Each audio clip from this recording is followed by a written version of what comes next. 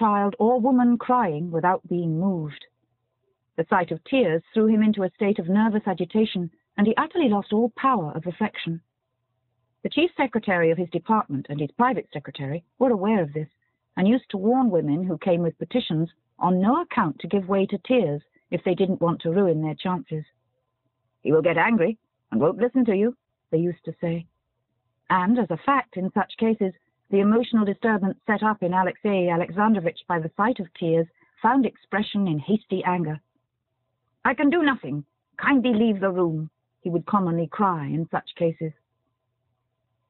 When returning from the races, Anna had informed him of her relations with Vronsky, and immediately afterward had burst into tears, hiding her face in her hands. Alexey Alexandrovitch, for all the fury aroused in him against her, was aware at the same time of a rush of that emotional disturbance always produced in him by tears. Conscious of it, and conscious that any expression of his feelings at that minute would be out of keeping with the situation, he tried to suppress every manifestation of life in himself, and so neither stirred nor looked at her. This was what had caused that strange expression of death-like rigidity in his face which had so impressed Anna.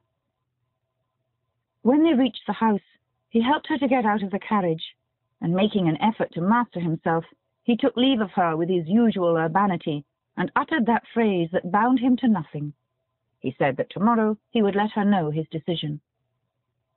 His wife's words, confirming his worst suspicions, had sent a cruel pang to the heart of Alexey Alexandrovitch. That pang was intensified by the strange feeling of physical pity for her, set up by her tears. But when he was all alone in the carriage, Alexey Alexandrovitch, to his surprise and delight, felt complete relief both from this pity and from the doubts and agonies of jealousy. He experienced the sensations of a man who has had a tooth out after suffering long from toothache. After a fearful agony and a sense of something huge, bigger than the head itself, being torn out of his jaw, the sufferer, hardly able to believe in his own good luck, feels all at once that what has so long poisoned his existence and enslaved his attention exists no longer, and that he can live and think again, and take interest in other things besides his tooth. This feeling Alexey Alexandrovitch was experiencing. The agony had been strange and terrible, but now it was over. He felt that he could live again and think of something other than his wife. No honor, no heart, no religion, a corrupt woman. I always knew it and always saw it, though I tried to deceive myself to spare her, he said to himself. And it actually seemed to him that he always had seen it. He recalled incidents of their past life in which he'd never seen anything wrong before. Now these incidents proved clearly that she had always been a corrupt woman. I made a mistake in linking my life to hers, but there was nothing reprehensible in my mistake, and so I cannot be unhappy. It's not that I'm to blame, he told himself, but she. But I have nothing to do with her. She doesn't exist for me. Everything relating to her and her son, toward whom his sentiments were as much changed as toward her, ceased to interest him. The only thing that interested him now was the question of what way he could best, with most propriety and comfort for himself, and so with most justice, extricate himself from the mud with which she had spattered him in her fall, and then proceed along his path of active, honorable, and useful existence. I cannot be made unhappy by the fact that a contemptible woman has committed a crime. I've only to find the best way out of the difficult position in which she has placed me, and I shall find it, he said to himself, frowning more and more. I'm not the first or the last. And to say nothing of historical instances dating from the Menelaus and La Belle Hélène, recently revived in the memory of all. A whole list of contemporary examples of husbands with unfaithful wives in the highest society rose before Alexey Alexandrovitch's imagination.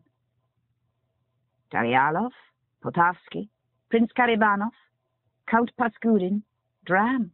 Yes, even Dram, such an honest, capable fellow. Semyonov, Shagin, Sigonin, Alexey Alexandrovitch remembered.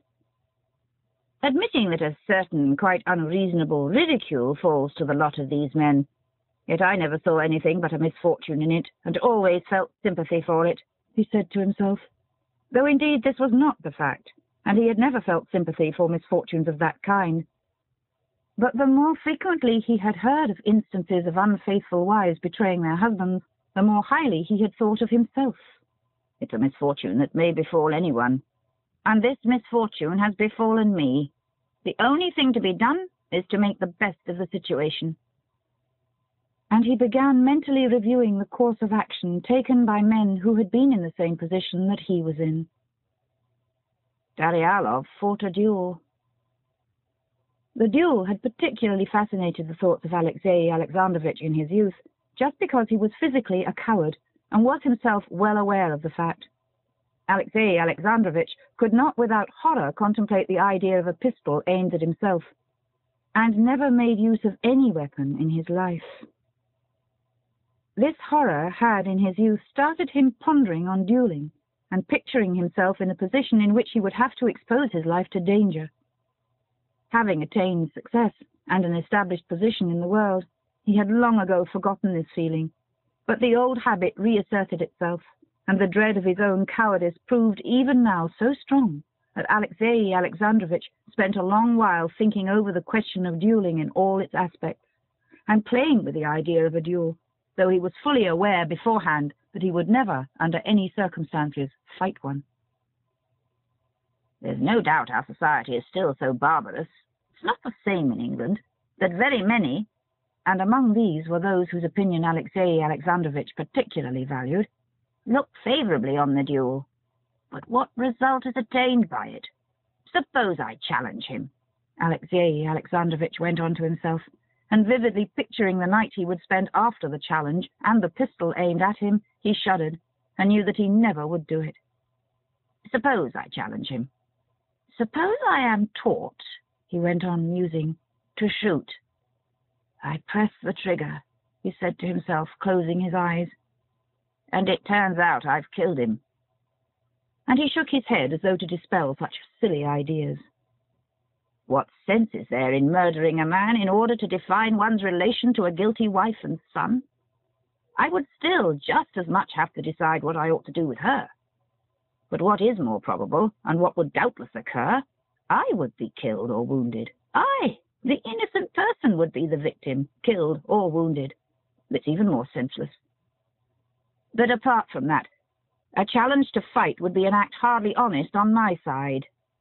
Don't I know perfectly well that my friends would never allow me to fight a duel, would never allow the life of a statesman needed by Russia to be exposed to danger? Knowing perfectly well beforehand that the matter would never come to real danger, it would amount to my simply trying to gain a certain false glory by such a challenge. That would be dishonest. That would be false. That would be deceiving myself and others. A duel is quite unreasonable, and no one expected of me. My aim is simply to safeguard my reputation, which is essential for the uninterrupted pursuit of my public duties. Official duties, which had always been of great consequence in Alexei Alexandrovich's eyes, seemed of special importance to his mind at this moment. Considering and rejecting the duel, Alexei Alexandrovich turned to divorce, another solution selected by several of the husbands he remembered. Passing in mental review all the instances he knew of divorce, there were plenty of them in the very highest society with which he was very familiar, Alexei Alexandrovich couldn't find a single example in which the object of divorce was that which he had in view. In all these instances, the husband had practically ceded or sold his unfaithful wife, and the very party which, being in fault, had not the right to contract a fresh marriage, had formed counterfeit, pseudo-matrimonial ties with a self-styled husband. In his own case, Alexei Alexandrovich saw that a legal divorce, that is to say, one in which only the guilty wife would be repudiated, was impossible to get. He saw that the complex conditions of the life they led made the coarse proofs of his wife's guilt, required by the law, out of the question. He saw that a certain refinement in that life would not admit of such proofs being brought forward, even if he had them, and that to bring forward such proofs would damage him in the public estimation more than it would her. An attempt at divorce could lead to nothing but a public scandal, which would be a perfect godsend to his enemies for calumny and attacks on his high position in society. His chief object to define the position with the least amount of disturbance possible, would not be attained by divorce either. Moreover, in the event of divorce, or even of an attempt to obtain a divorce, it was obvious that the wife broke off all relations with the husband and threw in her lot with the lover. And in spite of the complete, as he supposed, contempt and indifference he now felt for his wife, at the bottom of his heart, Alexey Alexandrovitch still had one feeling left in regard to her, a disinclination to see her free to throw in her lot with Vronsky, so that her crime would be to her advantage. The mere notion of this so exasperated him that as soon as it occurred to him, he groaned with inward agony, and got up and changed his place in the carriage, and for a long while after he sat with scowling brows, wrapping his numbed and bony legs in the fleecy blanket. Apart from formal divorce, one might still do like Karabanov, Paskudin, and that Goodfellow dram, that is, separate from one's wife, he went on thinking when he had regained his composure. But this step also presented the same drawback of public scandal as a divorce, and what was more, a separation, quite as much as a regular divorce, flung his wife into the arms of Vronsky. "No, out of the question, out of the question," he said again, twisting his blanket tighter about him. "I cannot be unhappy, but neither she nor he ought to be happy." The feeling of jealousy which had tortured him during the period of uncertainty had passed away at the instant when the tooth had been with agony extracted by his wife's words. But that feeling had been replaced by another, the desire not merely that she should not be triumphant, but that she should get due retribution for her crime. He didn't acknowledge this feeling, but deep in his heart he longed for her to suffer for having destroyed his peace of mind, his honor. And going over again the conditions inseparable from a duel, a divorce, a separation, and once again rejecting them, Alexey Alexandrovitch felt convinced that there was only one solution: to keep her with him, concealing what had happened from the world, and using every measure in his power to break off the intrigue, and still more, though this he didn't admit to himself, to punish her. "I must inform her of my conclusion that, thinking over the terrible situation in which she has placed her family, all other solutions will be worse for both sides than an external status quo, and that such I agree to retain on the strict condition of obedience on her part to my wishes, that is to say, cessation of all intercourse with her lover." When this decision had been finally adopted, another weighty consideration occurred to Alexey Alexandrovitch in support of it. "By only such a course shall I be acting in accordance with the dictates of religion," he told himself. "In adopting this course, I'm not casting off a guilty wife, but giving her a chance of amendment, and indeed, difficult as the task will be to me, I shall devote part of my energies to her reformation and salvation." Though Alexey Alexandrovitch was perfectly aware that he couldn't exert any moral influence over his wife, that such an attempt at reformation could lead to nothing but lies, though in passing through these difficult moments he had not once thought of seeking guidance in religion, yet now, when his conclusion corresponded, as it seemed to him, with the requirements of religion, this religious sanction to his decision gave him complete satisfaction, and to some extent restored his peace of mind. He was pleased to think that even in such an important crisis in life, no one would be able to say that he had not acted in accordance with the principles of that religion whose banner he had always held aloft amid the general apathy and indifference. As he pondered over subsequent developments, Alexey Alexandrovitch didn't see, indeed, why his relations with his wife should not remain practically the same as before.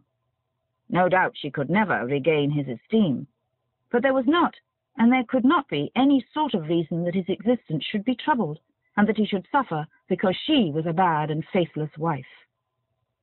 Yes, time will pass, time which arranges all things, and the old relations will be restored, Alexey Alexandrovitch told himself.